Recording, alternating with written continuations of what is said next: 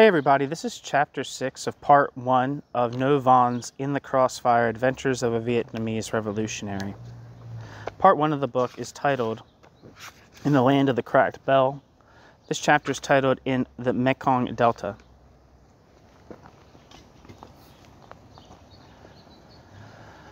On the little train from Saigon to Mai To, my fellow passengers, barefoot peasants for the most part, whether out of tact or indifference, appeared not to notice the handcuffed prisoner with his police escort. After almost a month of confinement in the Sûreté of Phnom Penh and with an unknown jail sentence ahead of me, it was a sheer joy to watch the repetitive landscape roll by, the sparkling expanse of rice fields, the herds of peaceful buffalo, the straw huts sheltered by clumps of bamboo. But why was I being transferred to Mai To? As soon as we arrived, I was taken to the office of the examining magistrate, a native of India with a bloated, peevish face. Quote, "Ah, a Trotskyite, you gang of saboteurs," end quote. It was strange that he was using this Moscow trial-style terminology to attack me. He took a letter from a file and asked me to confirm that I was its author. I recognized. It was a letter I had written to Khan, a friend who worked at the tax office in Mai To. He had asked my advice about which of Trotsky's books he should read. The letter was written in Vietnamese, but the titles The Permanent Revolution and The Communist International After Lenin were in French. Khan had forgotten the letter in between the pages of a tax ledger. His French boss had found it and taken it straight to the Sûreté. I learned in this way that Khan had been arrested. Quote, "You are charged with subversive activities," the judge informed me. Sorry, I'm used to saying quote because I'm used to reading like humanities texts where they're like citing a passage from an author. So I'll try not in this chapter, I'm already halfway through the book, but I'll try from here on out to not do that. "You are charged with subversive activities," the judge informed me. The guard took me to the prison cell in the center of Mai To, where I was put in the holding cell with others under investigation or awaiting sentence. We padded together like trust poultry. Amid the suffocating stink of urine and the stench of the latrines, the prisoners were all sitting or lying on boards that oozed filth. My bare feet recoiled from walking on the slimy floor. One of the prisoners was relieving himself on an elevated platform at the back of the room. Squatting over the hole, he tried to hide his nakedness with a plank of wood that served as a lid for the latrine. 7 or 8 peasants came up to me as I entered, welcoming me as though they had been expecting my arrival. Perhaps, like me, they had been seized after the declaration of war. We were penned up in the cell all the time, twice a day in the morning around 11 and in the afternoon around 4. The single iron door would open and the herd would surge into the narrow courtyard and fall on the food, crouching and eating it off the ground where it had been left. Then we would be quickly herded back inside under the watchful eye of the screws. Apart from that, we had no access to the yard nor a single breath of fresh air. During these feeding times, we could see the female prisoners crouched on the threshold of their cell. Among them, I saw my partner's eldest sister, Chi Nam Tin, who had been sentenced to 3 years. The only woman, quote, political in this jail, she joined the Indochinese Communist Party in the heroic days of 1930. They soon separated us from the non-political prisoners. The Tan Loi peasants and I found ourselves confined in a cell no bigger than a corridor with my unfortunate correspondent, Khan, and with 4 religious cultists who were charged with political crimes just like we were. Apart from the 2 brief periods when we were let out for food, we had no space for walking, so we remained sitting or lying on the planks in the cell. Outside, just underneath the barred windows facing the yard, was a water jar. To get water out of it, acrobatics were needed. We had to perch on the windowsill 2 meters off the ground, lower an empty can on a string through the bars, and fill it from the jar, so that we could drink and occasionally have a perfunctory wash. Khan and I went to trial in November. Since we had no lawyer, we conducted our own defense. The dossier probably contained no more than the letter to Khan and my past Sûreté records. I stated that since leaving prison in 1937 and going back to work in Phnom Penh, I had abstained from any political activity, and that my only, quote, subversive action had been to communicate to a friend the titles of 2 works by Trotsky. Quote, but in Saigon you were seen greeting Ta Tu Tao in the street. reported the presiding judge. I knew Tatu Tau in prison, so I naturally greet him when I see him. The verdict, 6 months prison for Khan and 8 for me. We decided not to appeal. The criminal court convened the same day in the same place. At dusk I heard heart-rending cries, as men were led off in chains back to the prison. Their wives followed them, shrieking and sobbing, children in their arms. These men, condemned to forced labor, would be held in the gloomy cells next to our room, waiting to be transported to Pulo Condor. That same evening, as night fell, the vile magistrate arrived in the prison, this descendant of a slave until recently colonized in the same way as his current victims, but now elevated to the dignity of a French citizen because he was born in the Antilles, seemed proud of his lackey's role as he inspected the men he was sending off to the slow death of the penal colony. In an isolated cell there was an escapee from Pulo Condor, who was kept in irons day and night. His head was half shaved from the middle of his forehead to the back of his neck, and the screws maliciously nicknamed him the Rooster. I fraternized with the youngest of the religious cultists, and gradually also established a certain rapport with the 3 older ones who were more distant and taciturn. The eldest, Nguyen Ngoc Dien, a stocky man in his 30s, had a pale face and an elegiac gaze, in contrast with his companions whose faces were burned by the sun and battered by the mud of the rice fields. He thinks he's descended from the Emperor Minh Mang, one of the old peasants from the Tan Loi informed me, and he demands that the French restore the Annamite Empire. It came back to me that in August 1937, during the year of turmoil in Saigon, I had been surprised one day to read in the newspaper that, quote, General Nguyen Ngoc Dien, head of the Cao Dai sect, had been incarcerated in the central prison for urging the followers not to pay the capitation tax. Bit by bit, the young cultist told me about the prison cavalry, how they had been taken from the central prison to the psychiatric ward of the Cho Quan Hospital. He described in detail the daily sight of the agonizing deaths of their fellow prisoners. When both of their feet stiffened, he said it meant that their life and their suffering was finally at an end. This is what the head doctor of the Cho Quan Hospital wrote in his professional report. Nguyen Ngoc Dien seems to pose no threat to himself, at least at present. Staying with his family should be formally discouraged, however, since it would not prevent the transmission of his delirious ideas to the outside world and would therefore be a danger to society. Nguyen Ngoc Dien had already been confined 3 times to the mental asylum at Bien Ho. This time they put him in a provincial jail, along with us, quote, politicals. The regime was still haunted by the memory of the peasant insurrections of 1916, which had been initially sparked by religious cultists. Our cultists belonged to the sect called Tuyet Kak, or abstention from cereals. They subscribed to Cao Dai, very high faith. Cao Dai means very high. A new religion born during the flowering of nationalist movements in 1925 to 1926.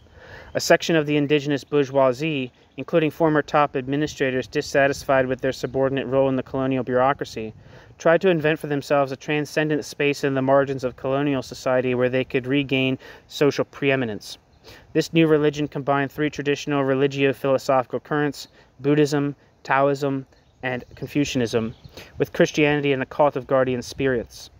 Its pantheon included Buddha, Lao Tzu, Confucius, Christ, Muhammad, Brahma, Vishnu, the poets Lai Tai Bach, Nguyen Bien Kiem, and Victor Hugo, and political figures such as Gandhi and Sun Yat-sen. Its central religious temple was at Tai Ninh, 90 kilometers north of Saigon.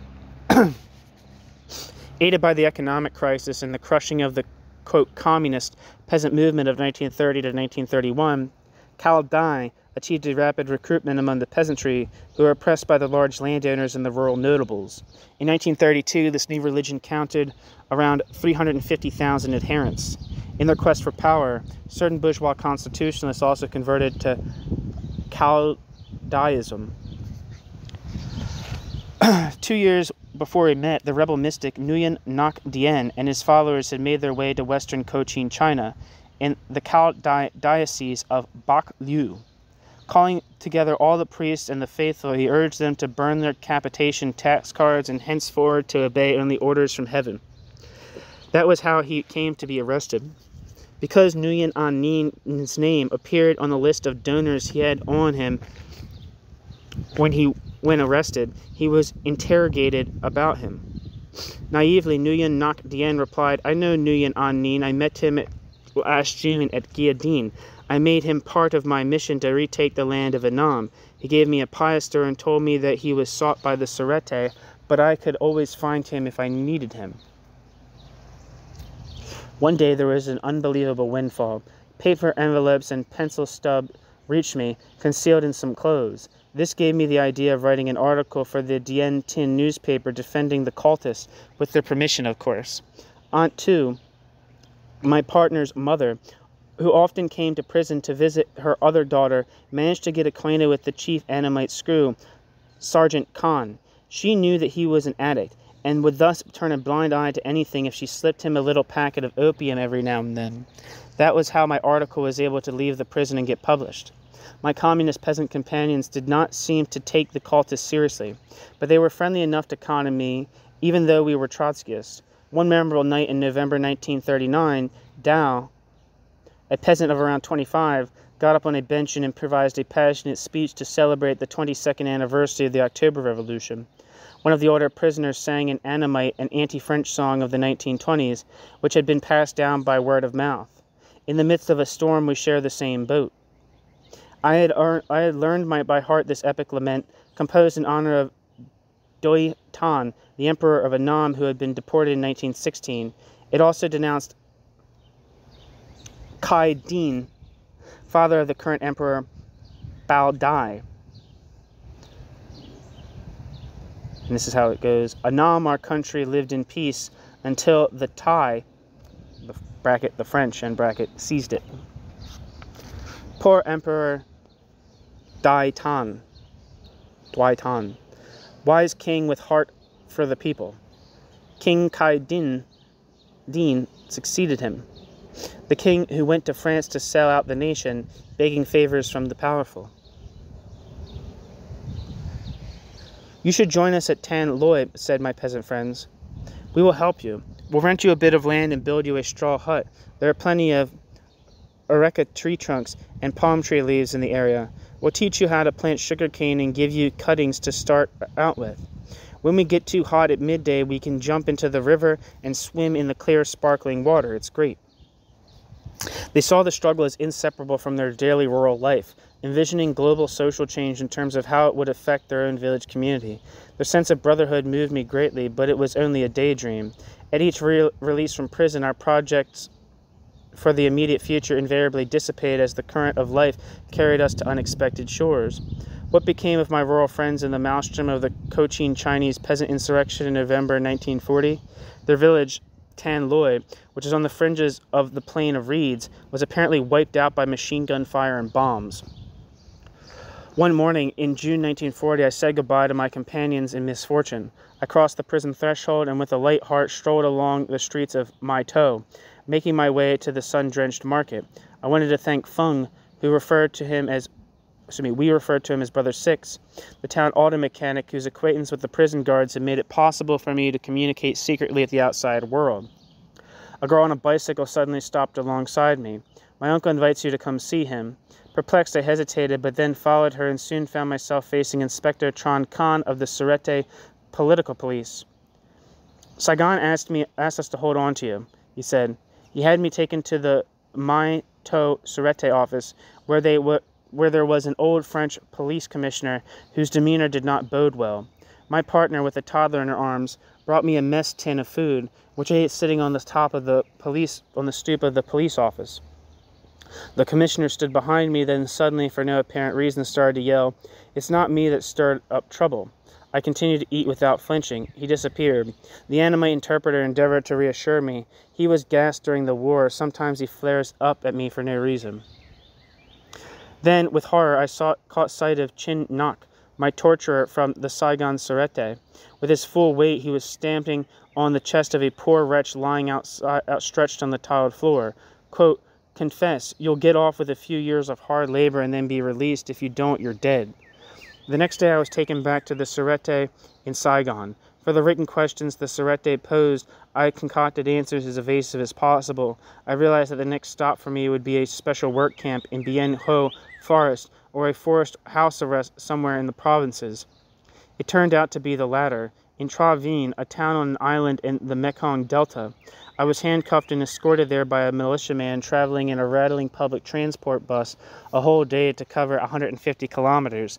For me, the name Tra Vien had a heroic resonance because of a popular poem that had been surreptitiously passed to my mother in the village market and which I enthusiastically learned by heart when I was 10 years old.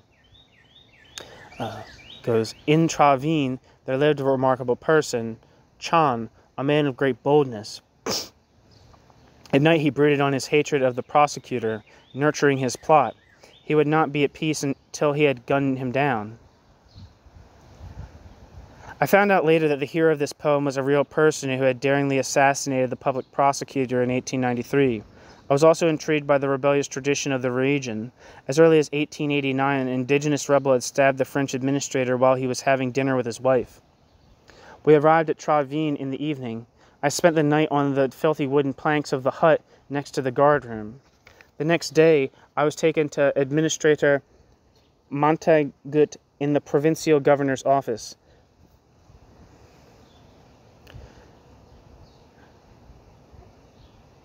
His panther eyes locked into mine as he leaned toward my face and yelled, "Communist." He ordered me to be taken to the police station where I would have to report every 2 weeks. The militiaman who took me there told me about a hut for rent very close by.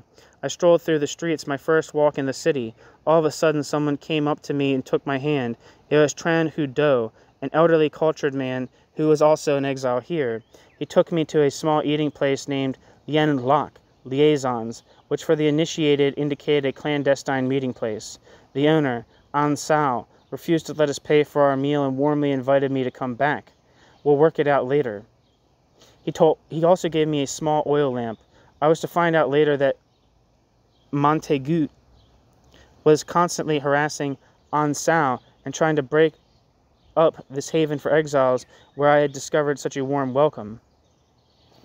My friends in Phnom Penh sent me a little money. A poor neighbor, who hated the cops and pointed out the most violent ones to me, showed me how to make rice cakes to sell in the market. Then I had a little stall selling dried fish. Then I sold coffee and root-colored aperitifs on the sidewalk.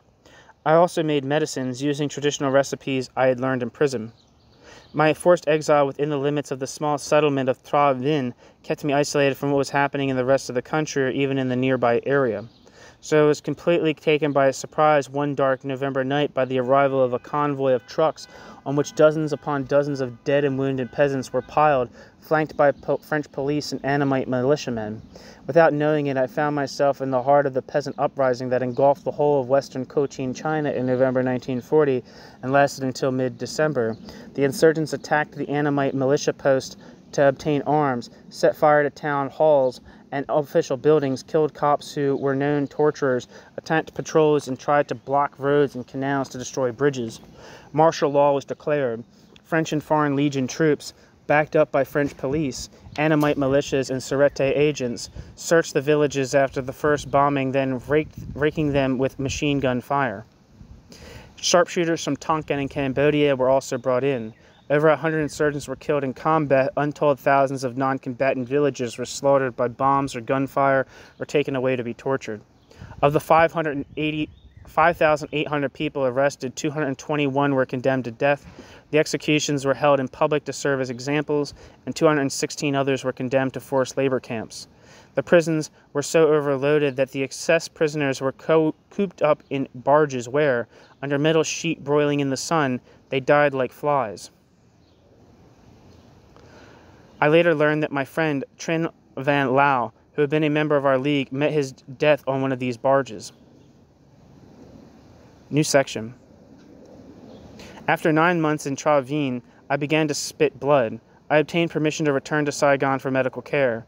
2 days before I left, my mother suddenly appeared. I couldn't believe my eyes. She had made her way all alone, across rice fields and through cities to see me. Together we took a boat back to Saigon, traveling for a whole day and night. I spent a month in Gia Dinh Hospital. Then, given shelter by Sister Five, I started looking for work. Saigon had changed a lot. Behind the cathedral, a huge banner had been erected bearing a giant portrait of Marshal Pétain in front of a French flag, with the inscription, "A single leader, Pétain.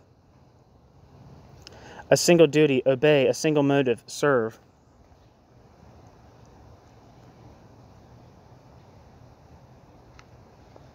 I never really learned how to say that guy's name. I feel like I'm saying it wrong.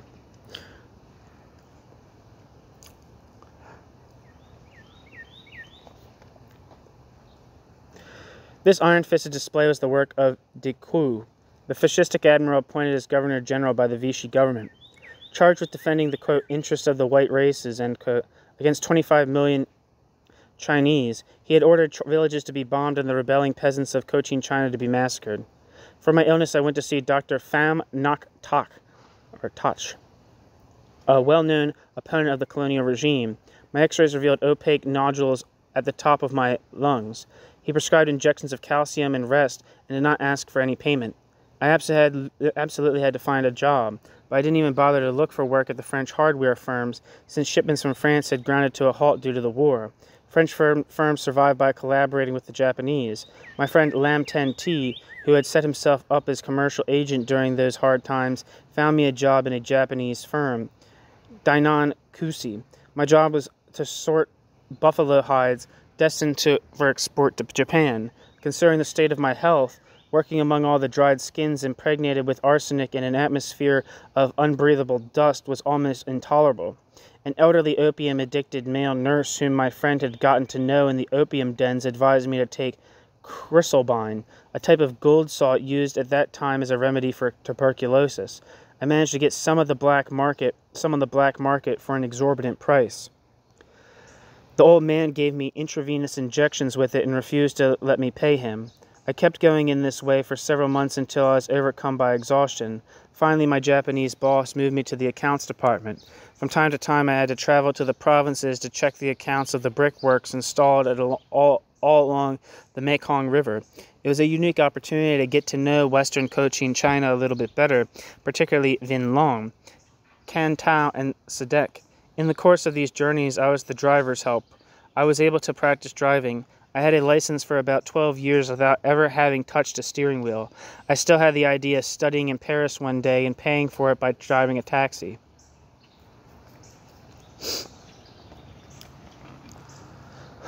Then Dainan Kusi opened an office in Kanto, and I was transferred there.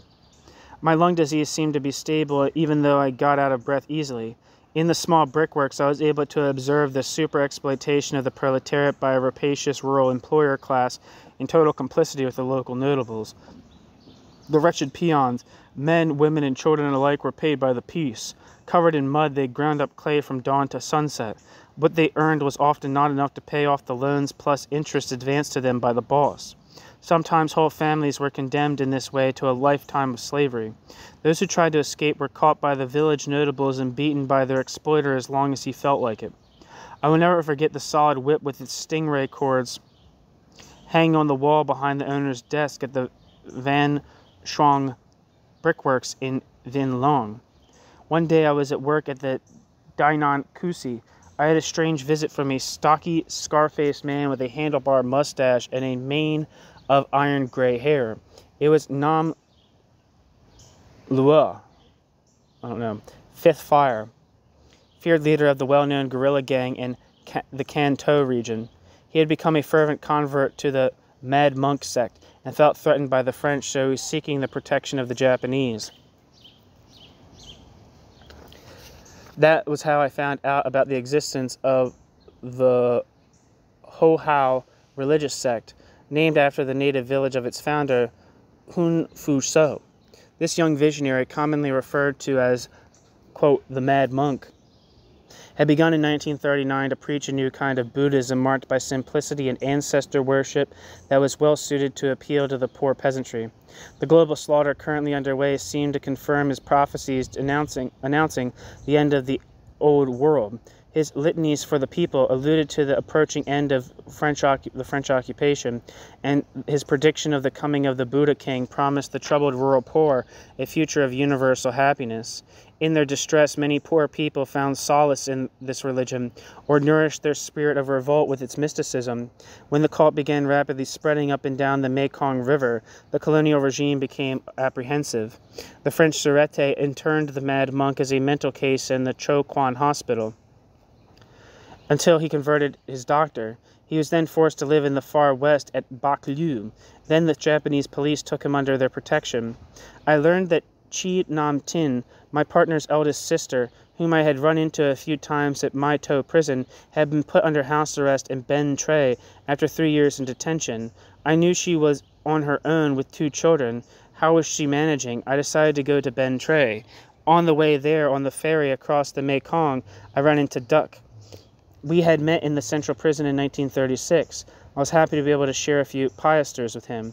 He belonged to the communist cell in Ben Tre and gave me news about his comrade Tong, with whom I had become friends in prison.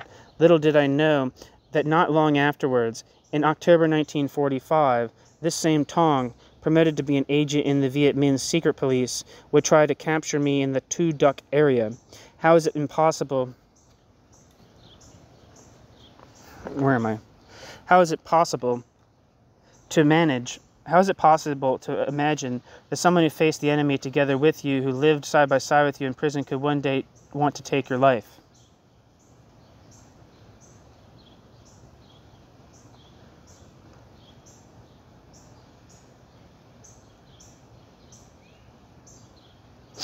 Sorry, let me repeat that. I spaced out for a second. Little did I know that not long afterwards, in October 1945, the same Tong, promoted to be an agent in the Vietnamese secret police, would try to capture me in the Tu Duc area. How is it possible to imagine that someone who faced the enemy together with you, who lived side by side with you in prison, would one day want to take your life? During one of my trips to the brickworks along the Mekong River, I came across yet another former fellow prisoner, Pham Van Kin, a Stalinist party worker and veteran of Pulo Condor. He was wandering around at loose ends, living clandestinely. I got him hired at Vinh Long, and he set himself up in a straw hut on the bank of the Mekong. One evening, who should I see in the hut but Tran Van Giao? He told me that he had escaped from Ta Lai camp in Bien Ho. He seemed to be relaxed, carefree, as though he was enjoying the state of being an escapee. We bathed together in the Mekong, then he disappeared. It was balm to my heart to learn of the arrival of my friend Tran Van Toch, I don't know how to say it, Thach, who had been exiled to Can Tho after his return from Pulo Condor at the end of 1944. He was the one who had gotten me the proofreading job at Les Flambeaux d'Annam when I got out of prison in 1937. He was living in a room on the bank of the Mekong. I brought him my deep affection and some soap. In the evening, we would often go for a stroll together by the river. He once confided his dream to me in English. I would like to go abroad after the war. It never happened. In October 1945, while in the resistance movement in Ben Suc, he was shot by hired thugs by the Stalinist He was shot by the thugs hired by the Stalinist Tran Van Giao and Duong Bach Mai. During this period, I also ran into my old friend Ho Hu Tong, who was also in exile in Can Tho after being released from Pulo Condor. This was a troubling reunion. He told me that he had broken with his past after years of, quote, meditation during his imprisonment. He now believed that the emancipation of humanity by the proletariat had been the biggest myth of the 19th century, and the revolutionary potential of the European and North American proletariat the biggest myth of the 20th. I could find no words to refute his haughty, detached position of the very man who had initiated me into the struggle so long ago. I felt as though I had already been erased from his past. Our friendship slipped away before my eyes like the flow of the Mekong.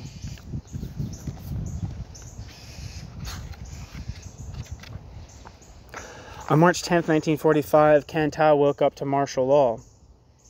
As astonished, Crowds gathered in front of huge posters put up during the night. I saw the proclamation of the commander-in-chief of the Japanese army, which ran roughly as follows, quote, "In view of the developing military situation against the Anglo-American attacks, the Greater Japan government feels obliged to assume sole responsibility for defending Indochina, while declaring that it has no intentions of territorial conquest. The Greater Japan government will do everything possible to help the peoples of Indochina, hitherto toiling under the colonial yoke, to fulfill their ardent desire for independence.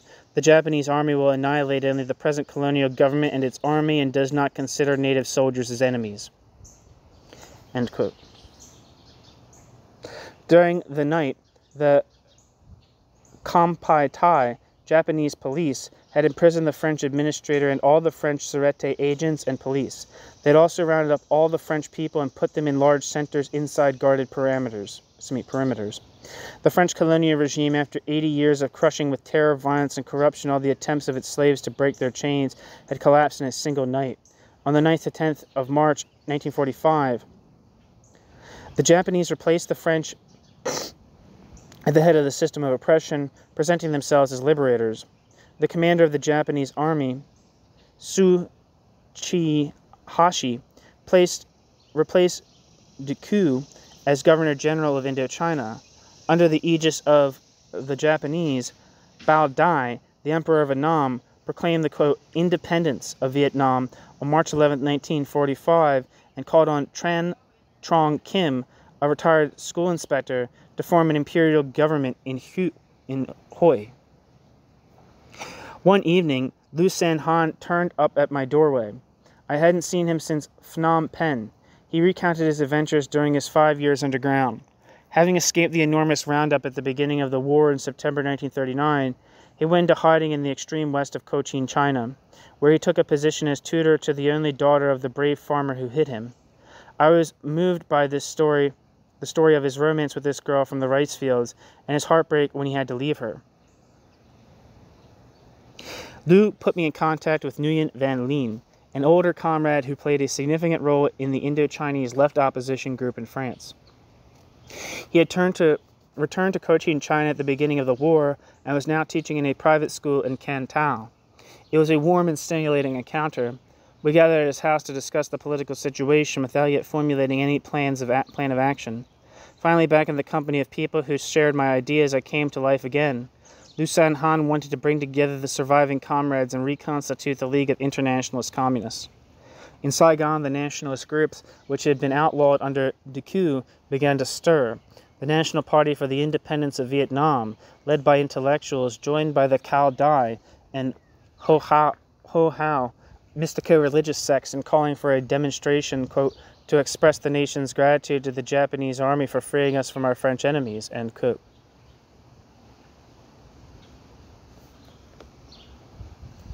But the Japanese banned the demonstration. The Cao Dai sect, which commanded a paramilitary force of several thousand peasants followers trained by the Japanese, had participated in the coup alongside the Japanese troops. The Ho Hao, until then relatively unknown, came on the scene at the bidding of their leader, the mad monk who had emerged from his hiding place in the Japanese zone. In 1945, in their fief of Chao Dak, the Ho Hao followers forged spears, knives, and sabers and underwent military training. The sect set up its own security force and wielded a certain amount of de facto power.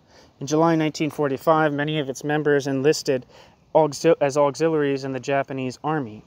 In April 1945, with the blessing of Minoda, the new Japanese governor of Cochin, China, Dr. Pham Ngoc Thach, a handful of intellectuals launched JAG, Jeunesse d'Avant-Garde, or the Tan Nien Tien Phong, or also known as, or translated in English, Vanguard Youth.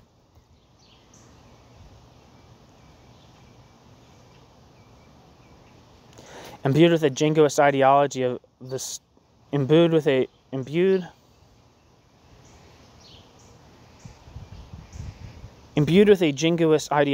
Stalinist Komsomol and Hitler Youth type, this movement contributed to the maintenance of order by the Japanese and to civil defense.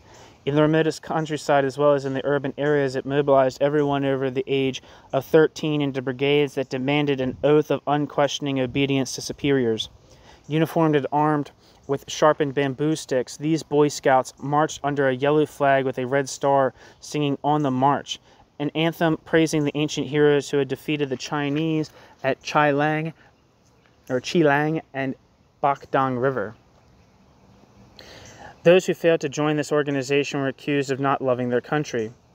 A parallel organization of vanguard women was set up to carry out a similar role with female youth. In the cities, the movement soon became de facto power in every factory, every workshop, and every school. Branch sections were in every area of the public services. It was the same in the countryside, from the main county towns to the smallest hamlet. At the beginning of August 1945, the JAG held a mass swearing-in ceremony in Canton. During this period, there was a huge Anglo-American air offensive. In the West, I had been far away from the war, but one day when I had come to Saigon, I got caught in a bombardment and ducked into a ditch. After the piercing whistle, followed by the explosions, I felt the ground tremble. The large trees bordering Boulevard Notre Dame were literally cut to pieces. The neighborhoods of straw huts were in flames. The dead and wounded lay everywhere under the onslaught of shrapnel and fire. JAG teams gathered up the corpses and cleared away the rubble. Their massive air attacks were a daily occurrence.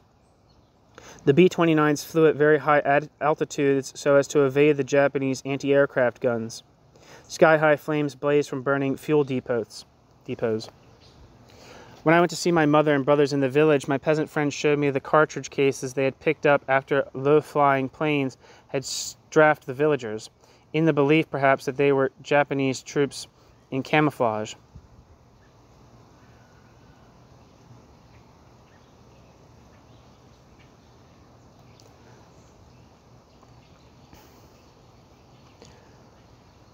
"Your boys are in danger," my prophetic brother Seven had told me, my cousin, who thought that brother Seven had foreseen the misfortune because the Japanese had concealed anti-aircraft guns under the trees surrounding the house. But nothing disastrous happened until later, after the Japanese retreat, when soldiers of the French Expeditionary Corps, in a mopping-up operation, rounded up all my cousin's sons and shot them at the place called Khao Sat, Iron Bridge, and threw their bodies in the river. That's the end of Chapter 6 of Ngô Van's In the Crossfire. Thank you for listening.